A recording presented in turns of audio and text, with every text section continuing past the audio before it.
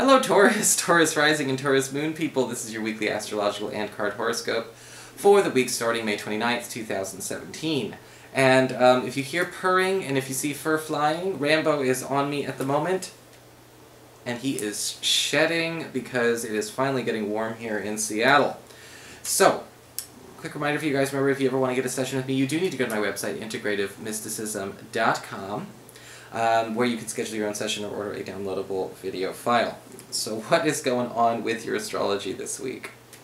Well, this week we've got, I said it to the Aries, to say it to you, we've got a very polar kind of week, to be honest. Sometimes that happens, you know, we gotta take the bad and the good at the same time. And on Monday we've got Mars, planet of action, energy, and conviction, in your second house, your earned income sector, forming an opposition to Saturn, currently retrograde in your 8th house of shared resources, passive income, as well as your self-employment income, as well as loans and debts and things like that. Now, there may be an issue that comes up here where there is an unexpected expenditure that has to happen. This may be something with Saturn retrograde that, you know, unfortunately, it may just be its time to have that unexpected expenditure. You know, this could be, you know, an issue with a car, this could be an issue with the house, it could be an issue with a child, it could be an old bill. Sometimes with Mars opposite Saturn retrograde, there could be an unpleasant surprise in the mail where there was something we're getting charged for that we should actually contest. So be prepared for that. On Wednesday, we have Mercury in your sign, planet of communications, forming a lovely connection to Pluto, currently retrograde in your 9th house of travel, broadcasting, higher education, and spiritual activities, as well as personal expansion. And there may be a chance that over the course of this week, the opportunity of a lifetime comes to you to take on a chance to maybe fulfill a bucket list item. Usually with the 9th house, we see opportunities to go to the school we want, get into the doctorate program we want, maybe even take, you know, go do some international traveling that we want to have taken care of. Maybe you've been dreaming of it as a dream trip. Maybe you've been trying to get involved, you know, maybe you'll be trying to get involved in a spiritual program or an event that you missed before. But either way, it's coming back around the bend. So what's going on with your cards this week? Well, for your cards, we do have, for your spiritual advice, the card of the Etheling. And the Etheling is all about understanding gratitude in action, not just esteem. Okay? Because with the Etheling card, it teaches a very powerful lesson. You know, we talk about an attitude of gratitude being the thing that helps keep the manifestations of good luck, happiness, and security, and all of that. But, you know, attitude in action keeps a good luck streak going for longer than you expect. We talk about gratitude in action. It's basically showing our appreciation, giving some of that back, or going out of our way to, you know, maybe not necessarily repay part and parcel, you know, in a tit for tat, but also to actually just go and simply do something to show appreciation in action. And you will notice that it will actually produce more. You know, with the Etheling card, it's very important to pay attention to where maybe we have not actually done that yet. Maybe, you know, sometimes there's always that quiet person who doesn't get the big thank you at the award show.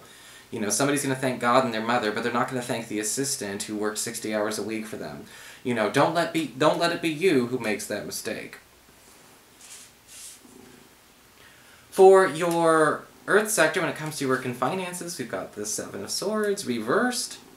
Unexpected good news comes when a secret is being revealed to you that's still meant to be a secret to the rest of the office. The Seven of Swords reversed can indicate something opening up that's not actually widespread or common knowledge.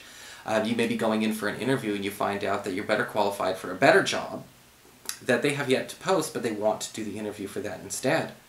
However, with the Seven of Swords reversed, this can also indicate, again, another opportunity coming back from the past. Something that you could have handled, you could have been on, but it wasn't afforded to you at that time.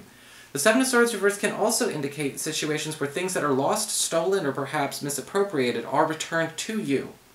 And going back to the astrology, we've already seen a lot of that opportunity showing up here when it comes to correcting an issue that we need to correct when it comes to handling, you know, who might be trying to handle our bills and things like that. For your communications with air, when it comes to your friends, your relatives, the others in your life, you've got the Justice card reversed. Somebody may be pushing you to make some unfair decisions. A friend or a relative may be asking you to take their side or take their word for something when they are clearly in the wrong. And sometimes that happens with the Justice card reversed. You know, sometimes people will be like, well, loyalty is taking my side no matter how stupid or reckless or dangerous or inconsiderate my decisions are. And that's not really loyalty, that's subservience. And this week, you may actually need to kind of make that point known, especially when a friend or a relative, or possibly even a romantic partner, has maybe crossed the line and seeing how much they can get away with. They may be trying to expect you to take their side in a situation where they are the bad guy or the bad girl, you know, and sometimes it's better to call somebody out than to, again, follow blindly. God, you're a loud purr. For your challenge this week with fire, we do have the High Priestess upright. And the High Priestess upright is very much an interesting card because it talks about paying attention to where you know people better than what you hear about them. Okay, that's the impression I'm getting from this card. Those of you who read tarot, you know that it's not always a copy and paste job, or it shouldn't be. And the High Priestess in this situation, I'm just kind of seeing, look, you've got to pay attention to where it's almost more like taking the advice of somebody else is a good thing to do, but also at the same time paying attention to the truth and like, look, I know a person's character better. I truly know this person. You know, again, we go with like that Justice card reversed. If somebody is trying to, you know, get you to think something incorrectly about somebody else, you know, you've got to be able to stick to your guns. And that's a good example. The High Priestess upright can also indicate here, you know, second opinions, third opinions are absolutely necessary, but at the end of the day, you do need to know where you know somebody's character through and through. And it can also be a challenge sometimes because, you know, nowadays a lot of people are friends with strangers, are lovers with strangers. Don't let that be you. For your emotions with water and your romantic life, we have the World card reversed. So some unfinished business with a lover is going to be coming up in the best of ways possible, maybe even getting a chance to finally do things that we've always wanted to do, something we kind of put on the maybe pile, or something we kind of put in the wouldn't it be nice cupboard. And the World card reverse is saying there's a chance for you and your partner to actually do that after all, whether it's move in together, take a trip, maybe even have another child. For those of you looking for a new lover, the World card reverse can indicate that there might actually be somebody from your past that you've never actually given the chance to. Now this would be somebody who this is not an ex, but this may be an old crush or possibly somebody who tried to court you before.